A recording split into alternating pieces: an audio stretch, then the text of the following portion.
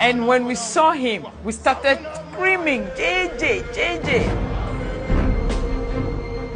That a coup will not succeed if the atmosphere, the climate is not calling for it. He told Ghanaians, I have hard work for you. Christianize me if you may, but don't try to Europeanize me.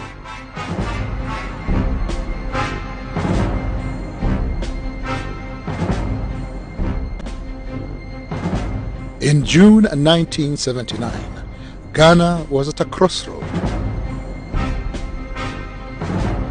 Another military coup was at hand.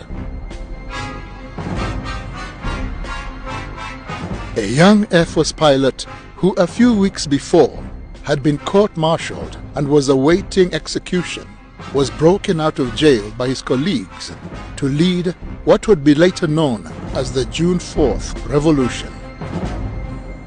Little was known of this man who would later be instrumental in changing the future of Ghana forever. His name, Jerry Rawlins.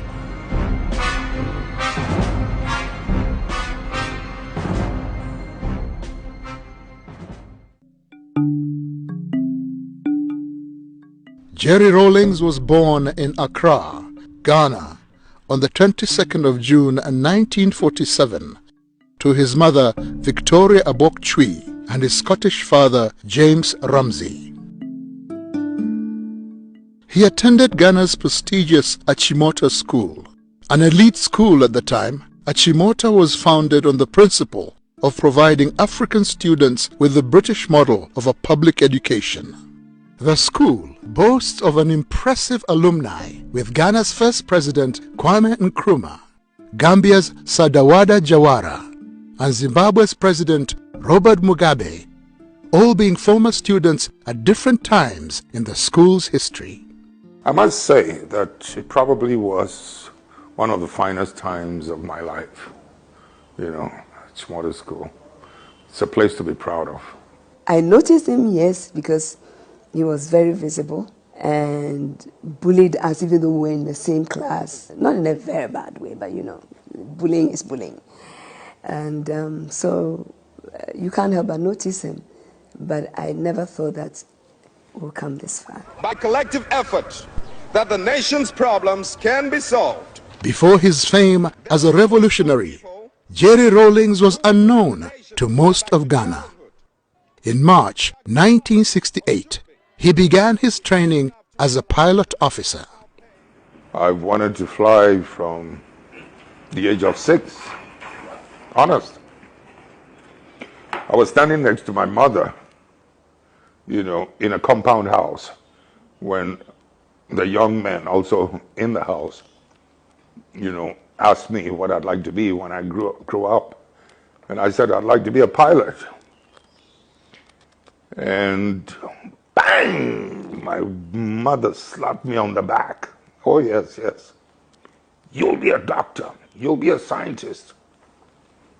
I mean, the whole house, the compound became quiet, shocked at what had just happened. I never gave up my dream. He graduated in January 1969 and was commissioned a pilot officer. And because of his exceptional skill, he won the coveted Speedbird Trophy.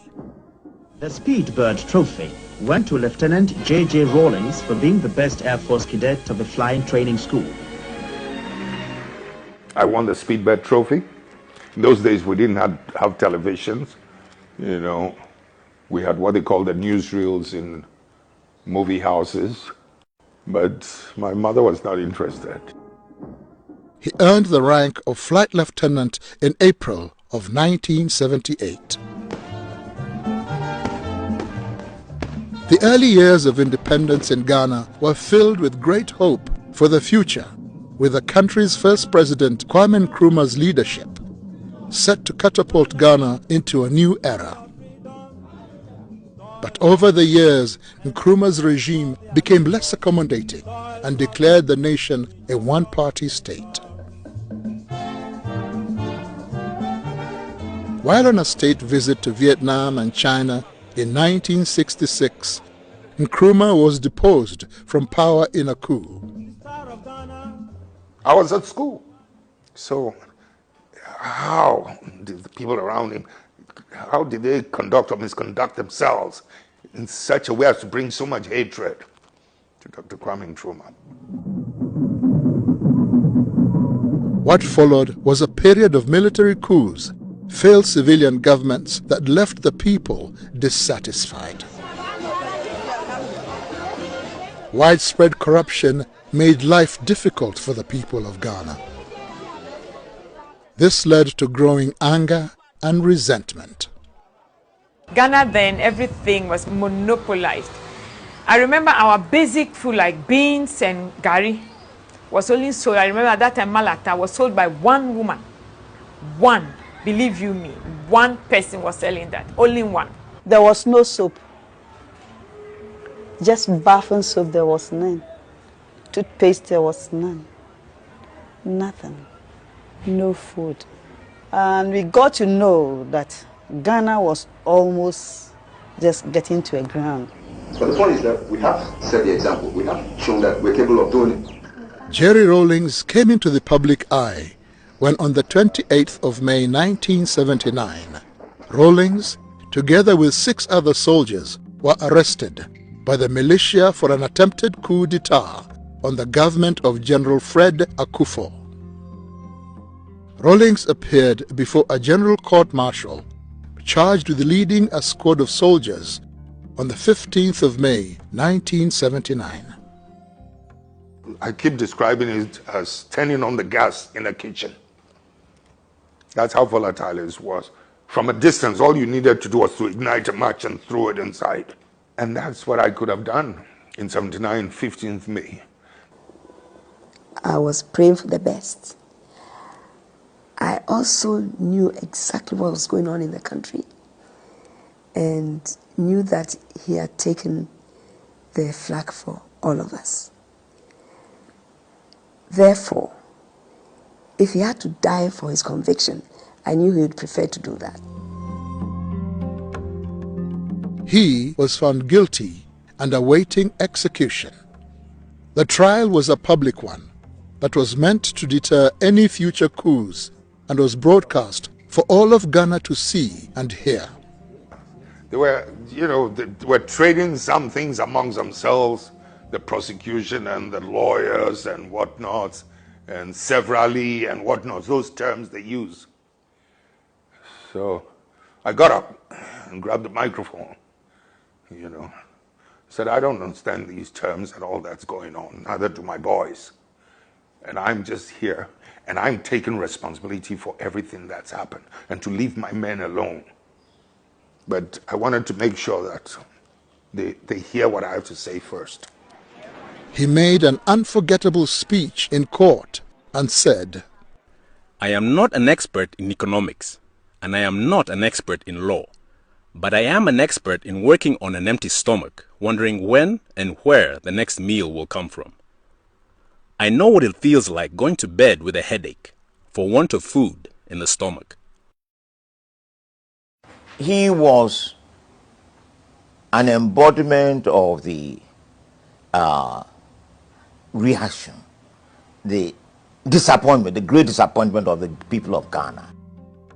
Instead, the name Rawlins became the symbol of hope and deliverance for the people of Ghana.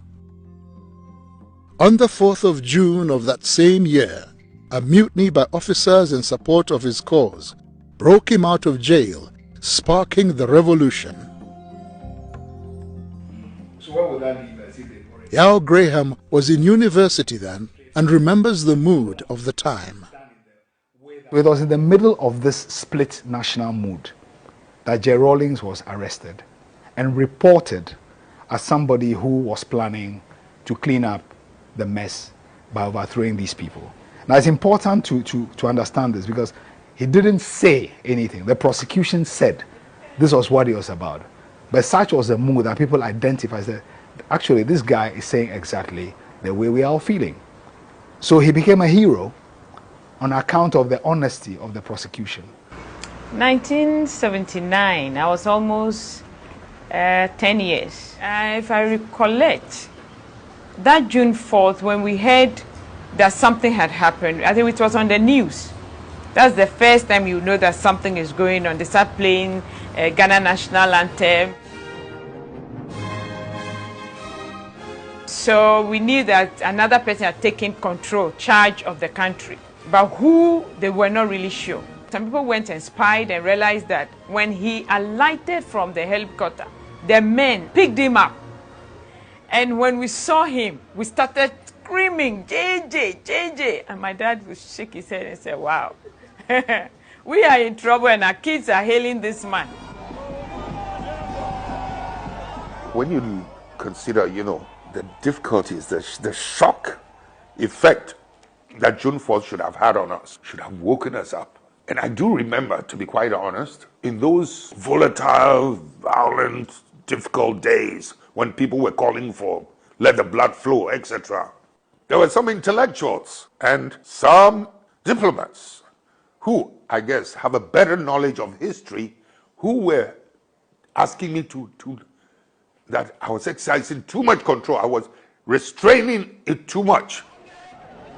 Jerry Rawlins and his soldiers formed the Armed Forces Revolutionary Council, AFRC. I didn't expect to be here. Later, the AFRC carried out what Rawlins described as a house cleaning exercise. This was basically the identifying of leaders that were deemed corrupt. The leaders were either sentenced to prison for their crimes or in some cases executed by the AFRC. 3 months later, on 24th September 1979, the AFRC allowed Hila Liman to head Ghana and the People's National Party, PNP. However, Hila Liman's presidency was short-lived.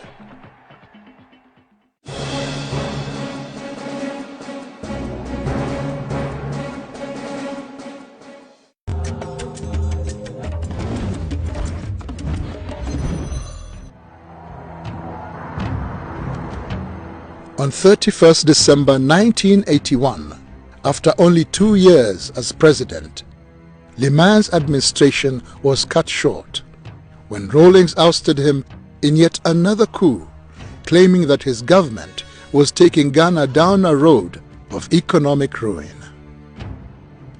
But it was his second coming, as we call it here, the 1981 coup d'etat, that then made him the figure that he is today. That was when people encountered him directly or indirectly. It was a fairly difficult period. The PNDC is a government that is or should be run by the people. I ended up in office not because I wanted to be chairman, to be head of state, but it was just my passion to see justice done, my love of freedom. That's what puts me always in this position, or put me in this position.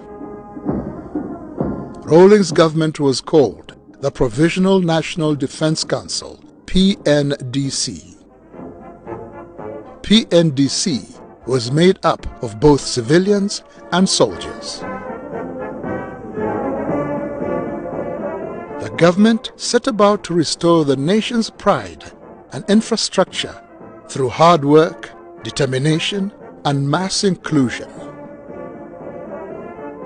The politics of the country was being driven very much by ordinary people, by young people, particularly students, and a lot of the people who fanned out across the country to build a base for the PNDC. Students took months, university students took months from school to go and lift cocoa for export. The symbolism of that was very important. I belong to the generation that actually had to stop schooling, and we had to go out working to get cocoa from the farms to the ports to be exported and other things.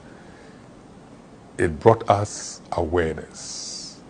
If earlier on we thought there was a thin divide between the people and government, now that alone told us that we are the government and it's the people who make up the government, and that it is time for us to stand up for our own rights.